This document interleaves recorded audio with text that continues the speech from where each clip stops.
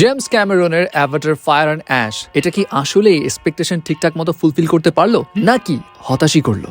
দেখুন, Avatar movie যখন release পায় তখন তো এটা সেই লেভেলের হাইপ ক্রিয়েট করেছিল, একটা অন্য রকমের ক্রেজ ছিল। বক্স অফিসে এখন পর্যন্ত যে লেভেলের ইনকাম করেছে ওই রেকর্ডও কেউ ছুতে পারেনি। এবং পরে যখন আবার আমরা জানতে পারি যে অ্যাভাটারের আরো 4টা ভার্সন আসবে, তখন তো সবার আরো এক্সাইটমেন্ট বেড়ে যায়। বাট অ্যাভাটারের এই থার্ড পোর্শন মানে ফায়ার অ্যান্ড অ্যাশ দেখার পরে সেই এক্সাইটমেন্টটা কি বজায় থাকছে আসলেই? ওয়েল, এখানে একটু মিক্সড রিয়াকশন আছে।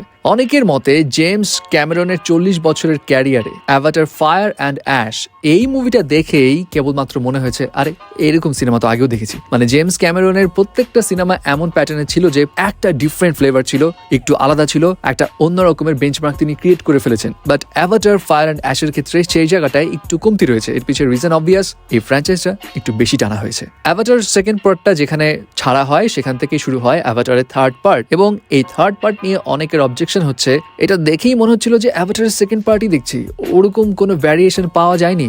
ইনফ্যাক্ট এইটার ডিউরেশন 3 ঘন্টা 17 মিনিটের, যেটা নিয়েও অনেকের আপত্তি রয়েছে যে ভাই একটু তো বোর্ডম আসে ফার্স্ট হাফে, যেখানে 10%-এর মতো অ্যাকশন ছিল, 90%-এরও বেশি ছিল হচ্ছে ড্রামা।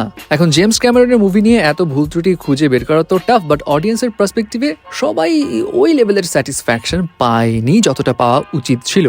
বাট এখানে ভিজুয়ালি যেই সমস্ত কাজ করা হয়েছে সেটা আউটস্ট্যান্ডিং বরাবরের মতো এমন কাজ আসলে কেউ করতে পারেনি। এবং জেমস ক্যামেরনের ভিজুয়ালাইজেশন, তার যে ভিশন, সেটা আসলে অন্য লেভেলের। এবং অ্যাক্টরদের পারফরমেন্সও যা ছিল সেটাও কিন্তু সেই লেভেলের ছিল। এবং এই মুভিটার বেশিরভাগ কাজ, অলমোস্ট পুরো মুভিটাই তো সিজিআই বেস্ট করা হয়েছে, এবং সিজিআই যে কাজগুলো সেগুলো এতটাই নিখুঁত ছিল যে মানে আপনি আসলে ওই ওয়ার্ল্ডের মধ্যে ঢুকে যাবেন কিছু কিছু সময়, কিন্তু স্টে করতে পারবেন না। অ্যান্ড অনেকে এটাও বলছে এই ফ্র্যাঞ্চাইজটা আসলে খুব বেশি টানা ঠিক হবে না, কারণ হচ্ছে নতুন জামাই যখন বিয়ে করে শ্বশুর বাড়িতে যায়, প্রথমবার যায় তখন অনেক আদর পায়, কিন্তু বারবার গেলে না ওই আদরের মাত্রাটা কমে যায়। এমনটাই হয়েছে অনেকটা অ্যাভাটার ফায়ার অ্যান্ড অ্যাশের ক্ষেত্রে। এখন আপনি যদি দেখে থাকেন এই মুভিটা আপনার কাছে কেমন লেগেছে সেটাও জানাবেন। আর হ্যাঁ, এটা বক্স অফিসের যে রিপোর্ট সেটাও কিন্তু দিব নেক্সট ভিডিওতে।